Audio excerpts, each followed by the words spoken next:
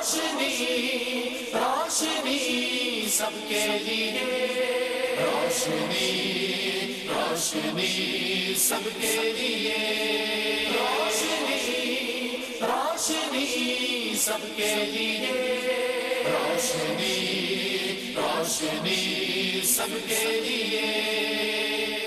आऊज़ु बिल्लाहि मिनश्शैतानिर्रजीम, बिस्मिल्लाहिर्रहमानिर्रहीम। नाज़रीन मोहतरम, अस्सलामु अलैकुम। मैं हूं आपका मेज़बान मोहम्मद रईस अहमद और आप देख रहे हैं प्रोग्राम रोशनी सबके लिए। इस प्रोग्राम के साथ हम रोज़ाना आपकी खिदमत में हाज़िर होते हैं। पीर ता जुमेरात आपका और हमारा साथ रहता है। पाकिस्तान के वक्त के मुताबिक रात 10 बजे हम बराह रास्त आपकी खिदमत में हाज़िर होते हैं और आप हमारे साथ होते हैं लाइव कॉल्स के ज़रिए। मुख्तलिफ़ मौज़ूआत को प्रोग्राम का हिस्सा बनाया जाता है और उसके साथ साथ आपको दरपेश जो मसाइल हैं उनको सवालात की सूरत इस प्रोग्राम में शामिल किया जाता है। आज के जो प्रोग्राम का मौजू है वो बहुत ही अहम मौजू है। आज के प्रोग्राम का मौजू है हिदायत। अल्लाह ताला ने इंसान को पैदा फरमाया और इंसानों की हिदायत के लिए, फ़लाह व बहबूद के लिए अंबिया व मुरसलीन को अल्लाह ताला ने मबूस फरमाया और अल्लाह ताला ने इस चीज़ का, इस सिलसिले का ख़ात्मा नबी करीम अलैहिस्सलाम पर इसका तकमला फरमाया। इंसान की कोशिश होती है कि उसे हिदायत मिल सके और एक उम्र होती है, उस उम्र में आने के बाद इंसान इस बात को ज़रूर सोचता है कि आया उसने जो कुछ किया क्या वो दुरुस्त था या नहीं था। बहर सूरत एक उसमें लगन है हिदायत की, एक तड़प है हिदायत की। अगर वो मिल जाए तो बहुत इत्मीनान हो जाता है और ना मिल सके तो एक बेचैनी की कैफियत उसके पूरे वजूद में रहती है। आज हम हिदायत के हवाले से बात करेंगे। अगर इस हवाले से आपके जहन में कोई सवाल मौजूद है तो मोस्ट वेलकम, आप शामिल हो सकते हैं इस प्रोग्राम में, या और इसके अलावा भी कोई किसी और हवाले से आपके जहन में कोई सवाल मौजूद हो तो आप इस प्रोग्राम का हिस्सा बन सकते हैं। मैं ज़्यादा तमहीद तवील नहीं करूँगा चूँकि मेरे मेहमानान गिरामी मेरे साथ मौजूद हैं और अहद हाजिर की मुमताज़ व मारूफ शख्सियात मेरे साथ मौजूद हैं। अल्हम्दुलिल्लाह ARYQ TV को ये एज़ाज़ हासिल है कि अहद हाजिर की नुमाइंदा शख्सियात, वो मुक़्तदर शख्सियात, वो मारूफ शख्सियात कि जिनका एहतराम किया जाता है, अल्हम्दुलिल्लाह पूरी दुनिया में वो ARYQ TV को मैसर हैं और आप गाहे बगाहे मुख्तलिफ़ प्रोग्राम्स में उन्हें मुलाहज़ा करते हैं, उनको सुनते हैं। मेरे दाएँ जानिब तशरीफ़ फरमा है अहद हाजिर के मुमताज़ व मारूफ आलिम दीन। कई किताबों के आप मुसन्निफ़ हैं, बहुत खूबसूरत अंदाज़ तहरीर है आपका, बहुत खूबसूरत अंदाज़ तकल्लुम है। अल्लामा नसीम अहमद सिद्दीक़ी साहब हमारे साथ मौजूद हैं। अस्सलाम वालेकुम। वालेकुम अस्सलाम व रहमतुल्लाह। और आपके साथ तशरीफ़ रखते हैं मुमताज़ व मारूफ शख्सियत, तहक़ीक़ के हवाले से और अदब और मज़हब के हवाले से आपका बहुत काम है माशाअल्लाह। मुतअद्दिद बार आप ARYQ TV पर इनके प्रोग्राम्स देखा करते हैं। प्रोफेसर डॉक्टर मोहम्मद अहमद क़ादरी साहब हमारे साथ मौजूद हैं। अस्सलाम वालेकुम। वालेकुम अस्सलाम वरहमतुल्लाहि वबरकातुहू। और आपके साथ मौजूद हैं माशाअल्लाह, दीनी मसाइल पर प्रोग्राम हो या दीगर हवालों के साथ प्रोग्राम हो तो ARYQ TV पर आप इन्हें मुलाहज़ा करते हैं। अल्लामा क़ारी इसहाक़ अल मदनी साहब हमारे साथ मौजूद हैं। अस्सलाम वालेकुम। वालेकुम अस्सलाम व रहमतुल्लाह। तीनों हज़रात को खुश आमदीद कहूँगा आज के प्रोग्राम में और आगाज़ करते हैं। आज हिदायत हमारे प्रोग्राम का मौजू है। इस हवाले से अल्लामा साहब फरमाइएगा कि हिदायत का मफ़हूम क्या है और इसकी ज़रूरत कब महसूस की जा सकती है, और इसकी तफ़हीम के हवाले से मैं चाहूँगा ज़रा तफ़सील से बयान करें। नहमदुहु व नुसल्ली व नुसल्लिमु अला रसूलिहिल करीम, अम्मा बाद, फ़ाऊज़ु बिल्लाहि मिनश शैतानिर रजीम, बिस्मिल्लाहिर रहमानिर रहीम। हुदल लिल मुत्तक़ीन। अल्लाह सुब्हानहु व तआला अज़्ज़ा व जल ने अपने कलाम मुक़द्दस कुरान मजीद बुरहान रशीद में हिदायत के एतबार से बार बार अंबिया व मुरसलीन का भी ज़िक्र फरमाया। जैसा आप तमहीद में ख़ुद इरशाद फरमा रहे थे कि उनकी यहाँ दुनिया में तशरीफ़ आवरी का मकसद ही यही था कि वो बनी नौ इंसान को सिरात मुस्तकीम पर गामज़न करें और अल्लाह जल्ला शानहू की जमाल रबूबियत की बारगाह तक उनकी रसाई हो सके। ठीक। और यही मकसद भी है अल्लाह ताला की मुख्तलिफ़ कलाम के मुख्तलिफ़ ज़मानों में नुज़ूल का, उनकी तरतीब जो भी रही हो, लेकिन अब जो कलाम मुक़द्दस हमारे पेश नज़र है और ये बाकी रहेगा कुरान मजीद, तो इससे जो मफ़हूम वाज़े होता है और जो अहादीस नबविया सल्लल्लाहु ताला अलैहि वसल्लम से मफ़हूम वाज़े होता है, वो मफ़हूम यही है कि दर हकीकत हिदायत जो है ये एक ऐसे रास्ते पर चलने का नाम है कि जिस पर चलते हुए हर किस्म के ख़तरात से और हादसात से चलने वाला जो है वो महफूज हो اور یہ اسی صورت میں ممکن ہے کہ اگر وہ اپنے یعنی خرد سے، اپنے شعور سے، اور اگر اپنے ادراک سے فیصلہ کرتا ہے کہ میں اس راستے پر چلوں تو میں کامیاب رہوں گا، یا اس راستے پر چلوں تو میں کامیاب رہوں گا، تو یہ عقل و خرد جب رہنمائی کرتے ہیں تو یہ رہنمائی نقصان دہ ہے۔ ٹھیک تو عقل و خرد کی روشنی میں کسی راستے کا تعین کرنا، اگرچہ اس میں وہ چل کر کامیاب بھی ہو جائے، اسے ہدایت نہیں کہیں گے، ٹھیک ہے، کیونکہ ہدایت در حقیقت اس کامل اور اکمل منزل تک پہنچاتی ہے، اور وہ ہدایت جو اللہ سبحانہ و تعالی عز و جل کی بارگاہ سے نصیب ہوتی ہے، اور اس میں اپنی عقل کا کوئی دخل نہیں ہوتا، یا تو وہ وجدانی طور پر یا وہبی طور پر کسی کو عطا ہو جائے، لیکن اللہ تعالیٰ کے بھیجے گئے انبیاء و مرسلین علیہم السلام اجمعین کے ذریعے ایسے راستوں کی نشاندہی ہو جانا اور پھر اس پر چلنا، تاکہ ہر قسم کی غلطیوں سے، لغزشوں سے وہ اپنے آپ کو محفوظ رکھ سکے۔ اچھا ڈاکٹر صاحب یہ فرمائیے کہ ایک نظام ہدایت جو ہے وہ قرآن نے بھی وضع کیا ہے، قرآن میں بھی اللہ تعالیٰ نے انسان کے لیے ایک ہدایت کا جو نظام ہے وہ رکھا ہے، اس حوالے سے کچھ روشنی ڈالیے کہ وہ کیا ہے۔ بسم اللہ الرحمن الرحیم۔ قرآن کریم نے جو نظام مرتب کیا اور جس نظام کے تحت اللہ تبارک و تعالیٰ نے انبیاء اور رسل کو یہ ذمہ داریاں دیں کہ وہ معاشرے کی اصلاح فرمائیں، ذرا سا آپ اس کی ترتیب کو دیکھیے کہ ہدایت ہے کیا۔ علامہ صاحب نے بہت خوبصورت پیرائے میں اس کی توضیح بھی کی، حوالے بھی دیے۔ قرآن کریم نے ہدایت کو، یا علماء نے جو زبان کے ماہرین ہیں انہوں نے ہدایت کو شفا بھی کہا ہے، اور ہدایت کو روشنی بھی کہا ہے، ہدایت کو احساس بھی کہا ہے، بقول امام غزالی رحمۃ اللہ تعالیٰ علیہ کے کہ ہدایت اور احساس یا عرفان اس بات کا نام نہیں ہے کہ صرف گوشت پوشت کے بنے ہوئے انسان اپنے سر کو اور ہاتھ کو اور جسم کو دیکھ کر یہ کہے کہ میں ہدایت یافتہ ہوں اور اپنا عرفان کر رہا ہوں کیونکہ میں وہ شخص ہوں جو انسان ہے۔ ٹھیک ہے ڈاکٹر صاحب، آپ کی اجازت سے ایک کالر کو لے لیتے ہیں، پھر آپ کی بات کو مکمل کریں گے۔ السلام علیکم۔ وعلیکم السلام جی کون صاحب ہیں جناب اور کہاں سے؟ جی میں طفیل بول رہا ہوں برمنگھم سے، جی ہم آپ کو خوش آمدید کہیں گے، کیا لندن کہیں سے۔ گے؟ جی مولانا صاحب میں پوچھنا تھا کہ میری والدہ پچھلے سال فوت ہو گئی تھی، جی جی تو ان کے احصال ثواب کے لیے کون سا عمل میرے لیے بہتر ہوگا؟ آپ کی گو کہ آواز ہم تک بہت بہتر طریقے سے نہیں پہنچی، لیکن میں یہ اس سوال کے جواب کے لیے مفتی صاحب سے عرض کروں گا، مفتی صاحب ارشاد فرمائیے گا جواب۔ بسم اللہ الرحمن الرحیم۔ والدہ کے ایصال ثواب کے حوالے سے یہ پوچھا ہے انہوں نے، گزارش اس میں یہ ہے کہ ایصال ثواب کے مختلف ذرائع ہیں، لیکن آقا کریم صلی اللہ تعالیٰ علیہ وآلہ وسلم کے جو تعلیمات ہیں اس میں یہ ذکر فرمایا گیا کہ ایصال ثواب کا بہترین سلسلہ یہ ہے کہ والدین کے لیے، مرحومین کے لیے ایسے عمل کا انتخاب کیا جائے کہ جو ثواب جاریہ کی صورت میں ہو۔ ٹھیک ہے۔ اور آقا صلی اللہ تعالیٰ علیہ وآلہ وسلم جو چند چیزیں بیان فرمائیں ان میں یہ ہے کہ مسجد کی تعمیر یا مدرسے کی تعمیر یا اولاد صالحہ کا چھوڑ دینا، اور فی زمانہ ہم یہ سمجھتے ہیں کہ اگر علمی طور پہ دیکھا جائے تو بہت علم کی کمی ہے، آپ خود اپنی اولاد میں سے یا تو آپ خود یا دیگر کوئی ایسا بچہ اگر آپ کو میسر آ جاتا ہے کہ جس کو آپ باقاعدہ مستند عالم دین بنا دیں یا عالمہ بنا دیں کسی بچی کو، تو یہ رہتی دنیا تک ثواب جاریہ کا ثواب جاریہ ہے۔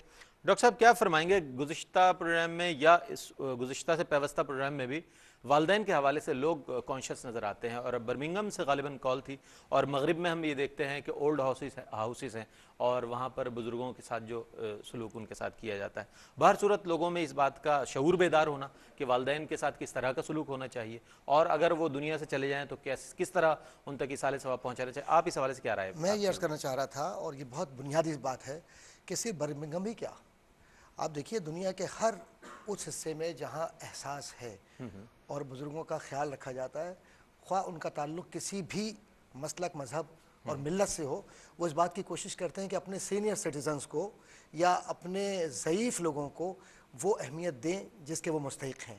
اچھا اب ہم بہت متاثر ہوتے ہیں کہ صاحب چونکہ امریکہ میں یہ ہو رہا ہے، برطانیہ میں یہ ہو رہا ہے، لہٰذا دیکھیں میرے نبی علیہ الصلوۃ والسلام نے تو جس طرح سے خدمت کی، ابھی دین اسلام پوری طرح پھیلا بھی نہیں ہے اور لوگ ابھی سیکھنا چاہ رہے ہیں، اس عمل سے گزر رہے ہیں، اس پروسیس سے گزر رہے ہیں. اور حضور کریم صلی اللہ علیہ وسلم کیا فرما رہے ہیں کہ وہ دیکھا ایک عورت کو، وہ بوڑھی جا رہی ہے، کا بوجھ اٹھا لیا اور ساتھ ساتھ جا رہے ہیں. میں صرف حوالے دے رہا ہوں، میں تفصیلات میں نہیں جانا چاہتا. نبی کریم صلی اللہ علیہ وسلم کا یہ فرمانا کہ جس کی ماں خوش رہی اور خوش گئی اس نے جنت کما لی. سبحان اللہ سبحان اور اس کے بعد ضعیف کی جہاں تک بات ہے، حضور کریم صلی اللہ علیہ وسلم نے تو جانوروں کے حق کو بھی رکھا، انسانوں کے حق کو بھی رکھا، اور سب سے بڑی بات یہ مردوں کے حق کو رکھا. اسی لیے جنت البقیع روزانہ تشریف لے کیونکہ جاتے وہ تھے. رحمت للعالمین ہے.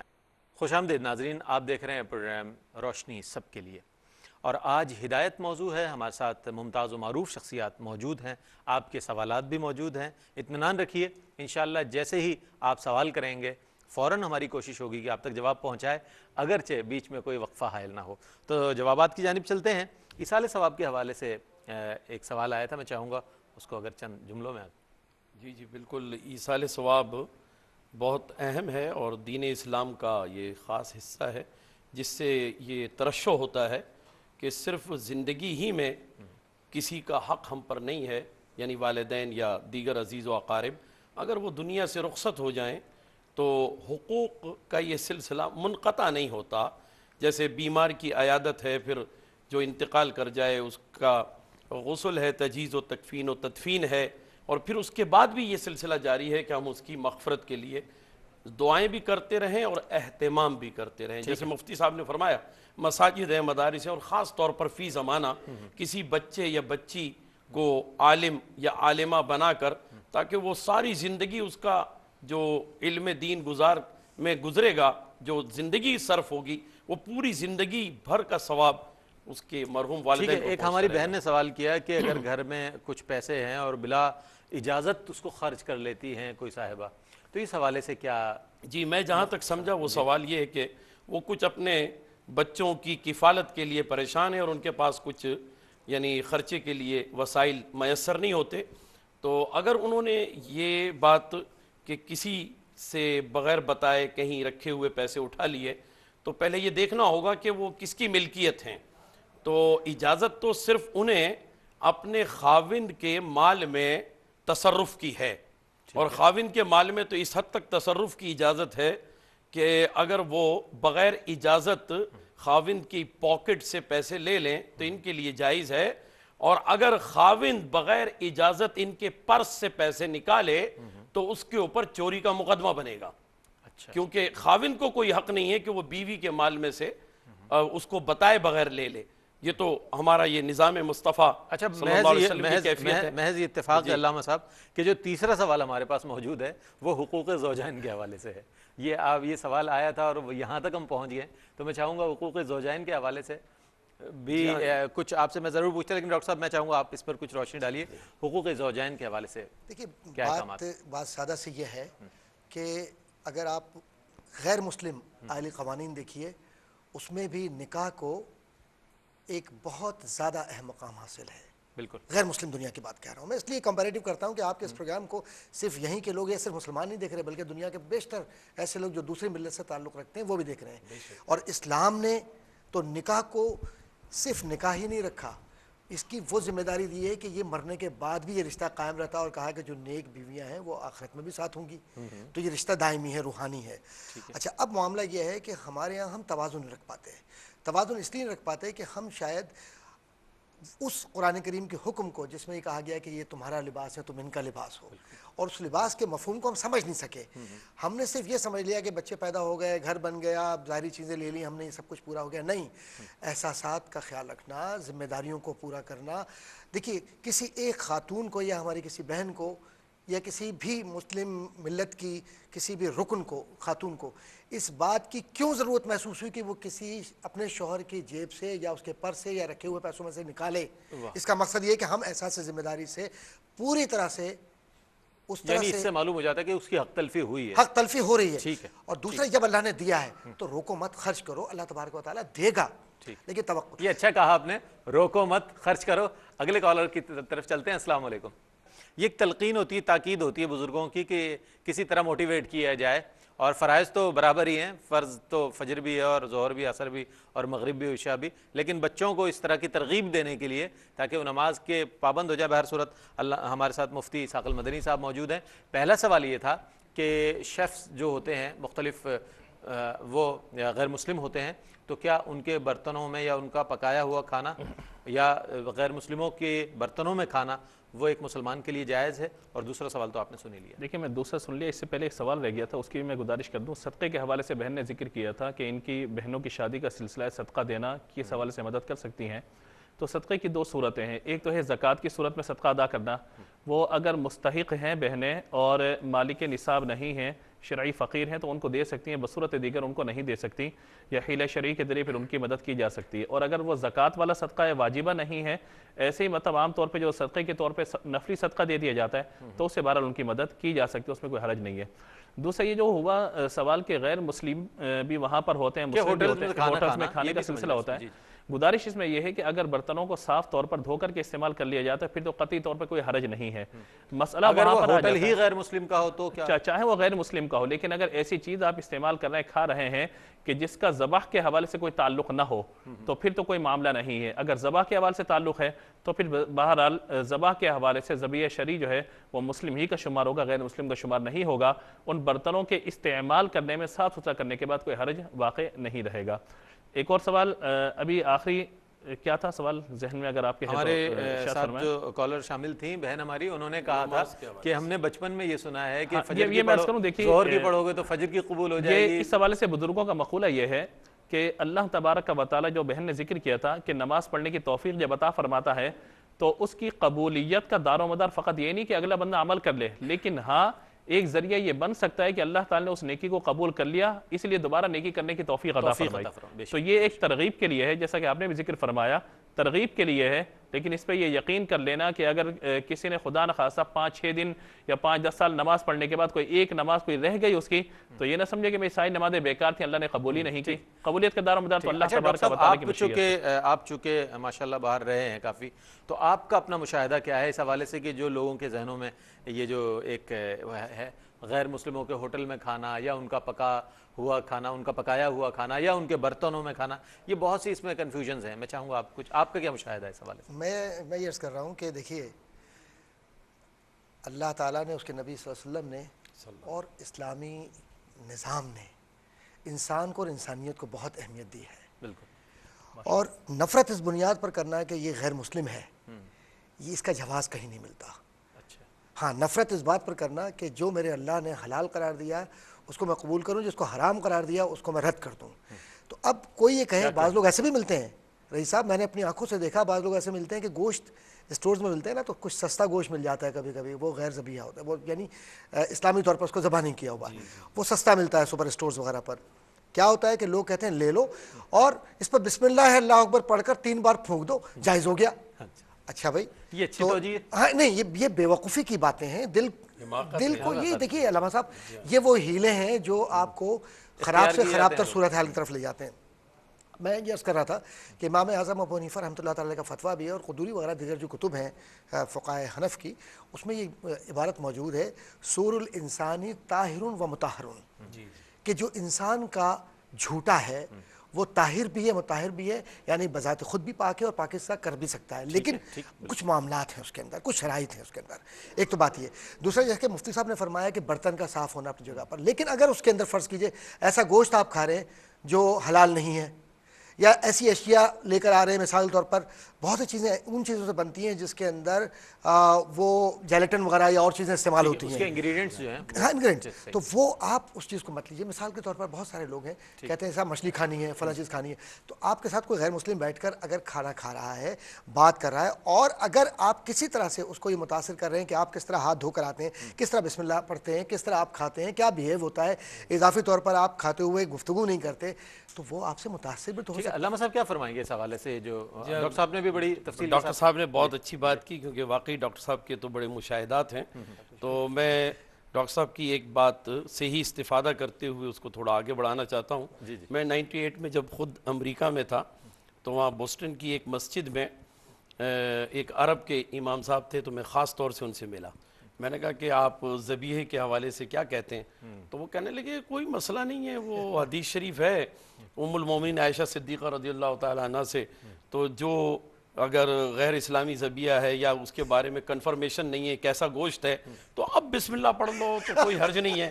تو میں نے کہا آپ کے اس یعنی فلسفی کی روشنی میں تو اگر خنزیر بھی آ جائے تو بسم اللہ پڑھ لو، تو یہ تو کوئی بات ہی نہ ہوئی۔ تو یہ آپ نے صحیح فرمایا۔ اصل میں بات یہ ہے، دیکھیں جان کی حرمت یہ بڑی اہمیت رکھتی ہے، اور اللہ تبارک و تعالیٰ نے جب کچھ جانور حلال کیے ہیں نا تو ایسا نہیں ہے کہ گائے کھڑی ہوئی ہے اور میرا اور آپ کا دل چاہا کہ بھئی اس کی ران کا گوشت کاٹ لو اور اس کے کباب بنا لو، تو کھڑی ہوئی زندہ گائے کا ران کا گوشت یعنی حلال تو ہے لیکن یہ حلال نہیں ہوگا، اس طرح حلال نہیں ہے، اس طرح حلال نہیں ہے۔ تو اس کی شرطیں ہیں، اس کی شرطوں میں یہ بات داخل ہے کہ مخصوص جانور ہی حلال ہے، اور پھر وہ طریقہ کار کہ اس پر اللہ کا نام پکارا جائے، بسم اللہ اللہ اکبر جب تک نہ کہا جائے اس وقت تک وہ حلال نہیں ہو سکتا۔ تو یہ شرط رکھی گئی ہے، اس اعتبار سے وہ تو ذبیحے کا معاملہ یعنی پوری دنیا میں اور یہ بہت اہمیت رکھتا ہے۔ اہم بات تو یقیناً جس میں گوشت کھایا گیا ہو جس پلیٹ میں، مفتی صاحب کی میں تائید کرتے ہوئے عرض کرتا ہوں کہ جب تک اس پلیٹ کو صاف نہ دیکھ لیا جائے تو وہ، بلکہ یہاں تک کہ بعض جگہ تو وہ چمچے بھی استعمال ہوتے ہیں نا، تو آپ نے تو کہا کہ بھنڈی دے دو، تو اس نے ہوٹل والے نے بھنڈی کے لیے جو چمچہ استعمال کیا نکالنے کے لیے تو وہ گوشت میں سے نکالا، علامہ صاحب تو کالر گوشت تو ہے غیر ہمارے ساتھ۔ اسلامی ذبیحہ ہے۔ جی خوش آمدید ناظرین، آپ دیکھ رہے ہیں پروگرام روشنی سب کے لیے، اور وقفے سے قبل جو ہمارے ساتھ کالر تھے حجاز مقدس سے تھے اور انہوں نے سوال کیا تھا۔ سوال سے پہلے یہ بھی بات بتانا ضروری ہے کہ حرمین شریفین کا ایک تقدس ہے، ایک احترام ہے، ایک تعظیم ہے، اس کو بھی پیش نظر رکھنا چاہیے، اور اس حوالے سے میں چاہوں گا وہ سوال جو تھا ان کا کہ ننگے سر نماز پڑھی جا سکتی ہے؟ گزارش اس میں یہ ہے کہ دیکھیے ہر جگہ کے کچھ نہ کچھ آداب ہوتے ہیں، اللہ تبارک و تعالیٰ کی بارگاہ میں حاضر ہونے کے بھی چند آداب ہیں۔ ان آداب میں جو اسلامی طریقہ ہے وہ یہی ہے کہ بندہ اچھے لباس میں ہو، درست لباس میں ہو اور برہنہ سر نہ ہو، لیکن اگر کسی وجہ سے وہ برہنہ سر اس نے جا کر نماز ادا کر لی تو نماز بہرحال ہو جائے گی، فرض اس کا ادا ہو جائے گا، لیکن مناسب محسوس نہیں ہوتا کہ بعض اوقات لوگ جو ہے وہ کام کے کپڑوں میں بھی آ کے نماز پڑھ لیتے ہیں، تو نماز کے لیے اچھے کپڑوں کا انتخاب جو ہے ہونا چاہیے، نماز بہرحال ہو جائے گی۔ علامہ نسیم صدیقی صاحب، میں چاہوں گا اس کا جواب عنایت فرما دیجیے۔ ہاں جی ہاں بالکل، دیکھیے جو ملکی قوانین ہیں اس کے اعتبار سے جب انہوں نے کوئی بھی چیز باہر سے امپورٹ کی ہے تو اس پر جو بھی ٹیکس وغیرہ ہوتے ہیں وہ بالکل ادا کرنے چاہیے، کیونکہ ہم اس ملک میں رہ رہے ہیں، اس کی جو آئینی تقاضے ہیں وہ ہم کو پورے کرنے چاہیے۔ اگر وہ اس طرح بغیر ٹیکس ادا کیے گاڑی چلائیں تو گناہ گار ہوں گے۔ کیا فرمائیں گے آپ؟ ٹیکس بڑی سادہ سی بات ہے کہ ملت اسلامیہ کا حق ہے، اور ریاست ذمہ دار ہے ملت اسلامیہ کے بنیادی حقوق کی، تعلیم سے لے کر اور پورا ترویج معاشرت تک سب کا سب ٹیکس کے نظام میں ہی ہے۔ اگر ٹیکس کی اہمیت نہ ہوتی تو خلفاء راشدین، ٹیکس دینے میں تو کوئی پیچھے نہیں ہے لیکن کچھ فرائض بھی ہے حقوق کے ساتھ۔ میں عرض کر رہا ہوں کہ ٹیکس ضرور دیں، لیکن ٹیکس کے لیکن دیکھیں نا جان بوجھ کر چھپانا، اور ماشاءاللہ ہم مسلمان ہیں، ٹھیک ہے، دوسرے کیا کر رہے ہیں، لوگ کہتے ہیں جی وہ فلاں کر رہا ہے، فلاں کو چھوڑیے، آپ کیا کر رہے ہیں، فلاں لوگ نماز نہیں پڑھ رہے، نہ پڑھیں، وہ ذمہ دار اپنے ہیں۔ تو اسلام جو ہے وہ انفرادیت پسندی بھی ہے، اجتماعیت بھی، دینا چاہیے، اور اگر کہیں غلطی ہوئی تو اللہ سے معافی مانگے اور انسان پورا کرے اس حق کو۔ ٹھیک ہے، ٹیکس وغیرہ کے حوالے سے بہت زیادہ وہ بھی ہے، ایک لوگوں کے ذہنوں میں ایک سوال بھی، میں چاہوں گا اس حوالے سے آپ بھی اپنی رائے عنایت فرمائیں۔ گزارش اس میں یہ ہے کہ دیکھیے جو بھی ملکی قوانین ہیں جب تک وہ شریعت سے نہ ٹکرائیں اس وقت تک ان پر عمل کرنا لازم ہوتا ہے، اور جو ٹیکس کا نظام ہے اس پر کلام بہرحال کیا جا سکتا ہے، لیکن فی نفسی ہی اس چیز کی ادائیگی کے لیے ہم پابند ہیں اپنی حکومت کے، اپنے ملکی قوانین کے ہمیں ادا کرنا چاہیے، اور اسی طرح جو قوانین حکومت لوگوں کے لیے معاملات کے لیے ان کی سہولت کے لیے بناتی ہے، اور وہ ٹیکس کی جو رقم ہے وہ پھر بعد میں عوام پر ہی خرچ کی جاتی ہے، لہذا اپنی ہی بہتری کے لیے ٹیکس کو ادا کرنا چاہیے۔ ٹھیک ہے جناب، آپ تینوں کی رائے ناظرین تک پہنچ گئی ہے۔ ٹھیک ہے، ٹھیک ہے، سوال حجاز مقدس سے ہے علامہ مفتی صاحب، اور سوال آپ نے سنا ہے، میں چاہوں گا جمعے کا پہلا تو سمجھ میں نہیں آیا مجھے کیا کہا انہوں نے، جمعے کی اگر جمعے کی نماز گھر پر پڑھ لی جائے، دیکھیں جمعے کے لیے جو جمعے کی جماعت کے لیے جو چند شرائط ہیں ان میں یہ بھی ہے کہ امام کے علاوہ 3 افراد کا موجود ہونا، اذن عام ہونا، تو اگر کوئی تنہا شخص اگر جمعے کی نماز پڑھے گا اس کی نماز نہیں ہوگی، اس کو اگر گھر میں ادا کرنی ہے تو وہ اپنی ظہر کی نماز کو ادا کرے گا، یہ سلسلہ ہوگا۔ ٹھیک ہے، اچھا ہم علامہ صاحب کی جانب آ جاتے ہیں۔ ہمارے آج کے پروگرام کا جو موضوع ہے وہ ہے ہدایت، اس پر میں چاہتا تھا کہ سوال کروں، لیکن ایک اور کالر ہیں. ٹھیک ہے جناب، ضرور مسائل نماز کے حوالے سے ہم شامل کرتے ہیں. علامہ صاحب اس سوال کا جواب دے دیجیے، حیدرآباد دکن سے، انڈیا سے.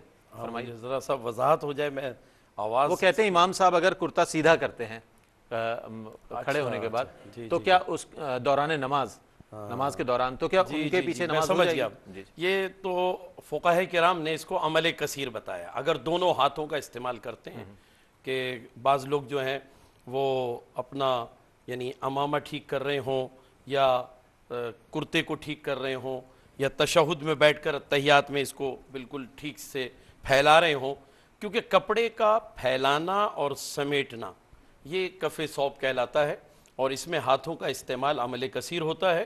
اس عمل کو فقہاء کرام نے، بلکہ اس میں کلام نہیں ہے کسی کہ یہ احناف کی بات ہے، یہ چاروں فقہاء کے نزدیک یہ بات مسلمہ ہے کہ یہ عمل کثیر نماز کو مکروہ تحریمی واجب الاعادہ کرتا ہے.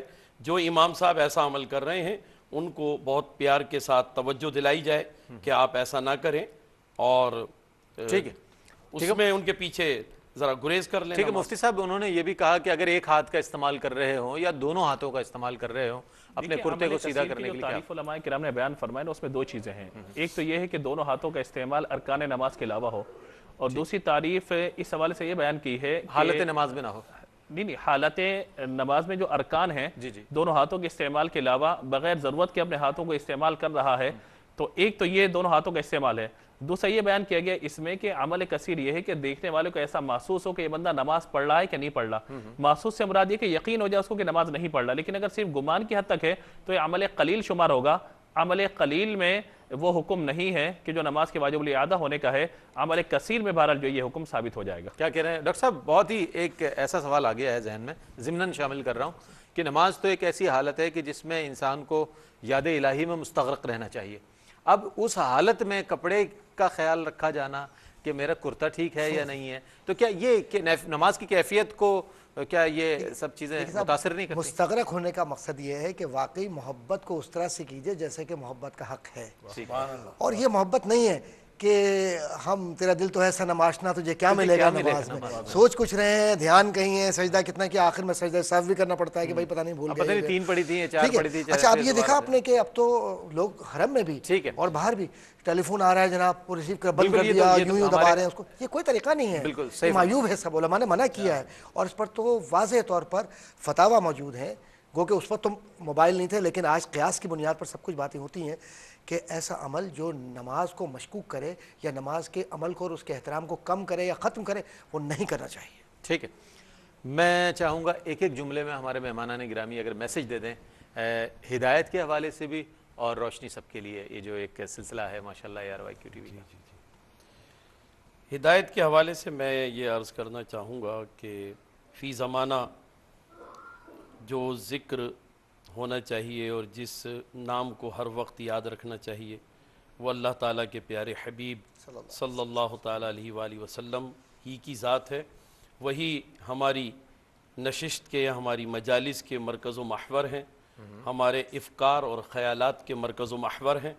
لہٰذا کیونکہ وہی ہمارے ہادی ہیں، وہی ہماری ہدایت کے ضامن ہیں، تو ہم ہر وقت ان کا جہاں ذکر کرتے ہیں تو ان کی سیرت طیبہ کا ہمیں پوری دلچسپی کے ساتھ مطالعہ کرنا. کیا کہنے؟ سبحان اللہ. ڈاکٹر صاحب، ہدایت اللہ تبارک و تعالی سے محبت کا نام ہے، اور دعا یہی ہے اور پیغام بھی یہی ہے کہ اللہ کی وحدانیت سے، نبی کریم علیہ الصلوۃ والسلام کے نالین مبارک سے، اولیاء کاملین کے طرق سے، طریقوں سے محبت کی جائے، کیونکہ ہدایت کے راستے یہی ہیں، اور ان دروازوں سے جو گزرے اسی کو ہدایت ملتی ہے. جو ان سے منہ پھیرے تو پھر کچھ نہیں ملتا. کیا کہیں گے مفتی صاحب؟ دیکھیے 2 چیزیں استعمال ہوتی ہیں، ایک تو ہے ارات الطریق اور ایک کہا جاتا ہے ایصال الی المطلوب. ارات الطریق کیا ہے کہ راستہ بتانے والا. ہدایت یہ بھی ایک راستہ ہے، اور ہادی راستہ بتانے والا. اصل معاملہ ہے کہ بندہ جو ہادی ہے اس کو مہدی بننا ہے، ہدایت یافتہ بننا ہے، اور وہ کب ہوگا؟ ایصال الی المطلوب. اور ایصال الی المطلوب کے لیے آقا نامدار صلی اللہ تعالیٰ علیہ وآلہ وسلم کی ذات گرامی ہے. ہر کوئی راستہ بتانے والا ہے، اور آقا علیہ الصلوۃ والسلام راستے پہ چلانے والے بلکہ منزل مقصود تک پہنچانے والے ہیں. درجہ ہے فنا فی اللہ کا، وہ درجہ حاصل کرنا ہے. کب حاصل ہوگا؟ اقبال نے بھی کہا تھا نا، قوت عشق سے ہر پست کو بالا کر دے، دہر میں اسم محمد سے اجالا کر دے، اور کی محمد سے وفا تو نے تو ہم تیرے ہیں، یہ جہاں چیز ہے کہ لوح و قلم لوح و قلم تیرے ہیں۔ بہت شکریہ ادا کرنا چاہوں گا علامہ نسیم احمد صدیقی صاحب، پروفیسر ڈاکٹر محمد احمد قادری صاحب اور علامہ مفتی اسحاق المدنی صاحب۔ بہت خوبصورت کلام فرمایا آپ تینوں نے، اور جوابات بھی بہت عمدہ اور کلام بھی بہت خوبصورت فرمایا۔ ناظرین، روشنی سب کے لیے یہ بھی ایک سلسلہ ہدایت کا ہے، یہ بھی ایک سلسلہ روشنی کا ہے، یہ بھی ایک سلسلہ آگہی کا ہے، اور آپ لوگوں کے شعور کو بیدار کرنے کا سلسلہ ہے۔ الحمدللہ ARYQ TV کی کوشش ہے اللہ تعالیٰ اس میں ہمیں کامیاب فرمائے۔ اور یہ جو ہدایت کا موضوع ہے یہ اتنا وسیع ہے کہ آج بھی بہت سے گوشے جو ہیں اس میں تشنا رہ گئے ہیں۔ میری کوشش رہے گی اور خواہش ہے کہ انشاءاللہ آئندہ پروگرام میں بھی اس موضوع کو ہم انشاءاللہ کنٹینیو کریں۔ تب تک کے لیے انشاءاللہ پیر کو آپ سے ملاقات ہوگی پاکستان کے مطابق رات 10 بجے، اور پیر تا جمعرات آپ جانتے ہیں کہ ہمارا آپ کا ساتھ رہتا ہے۔